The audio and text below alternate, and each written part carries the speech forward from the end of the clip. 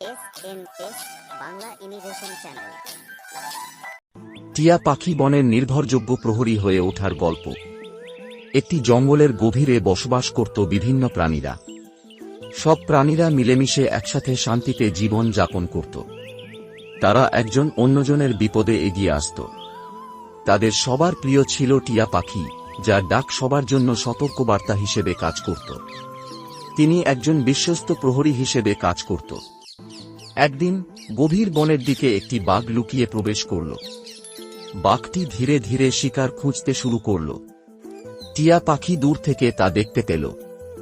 সে সঙ্গে সঙ্গে জোরে জোরে চিৎকার করে উঠল, সাবধান, বিপদ আসছে, সাবধান। টিয়া পাখির সতর্কবাণী শুনে সব প্রাণীরা দ্রুত আশ্রয় খুঁজে নিল। খরগোশ ঝোপে লুকালো, ময়ূর উড়ে গাছের ডালে উঠল, আর হরিণ দলে দলে বনের গভীরে ছুটে চলে গেল। বাঘটি বুঝল তার শিকার হাতছাড়া হয়ে গেছে। সেই দিন থেকে বনের গভীরে যখন কোনো প্রাণীর উপরে বিপদ আসত, তা সঙ্গে সঙ্গে টিয়া পাখিটি সবাইকে শত করে দিত। তার কারণে বনের প্রাণীরা তাদের বিপদের হাত থেকে রক্ষা পেত। সেদিন থেকে জঙ্গলের সব প্রাণীরা টিয়া পাখিকে আরো বেশি ভালোবাসতে শুরু করল, কারণ তার সতর্কতায় সবাই বিপদ থেকে বেঁচে যেতে পারত।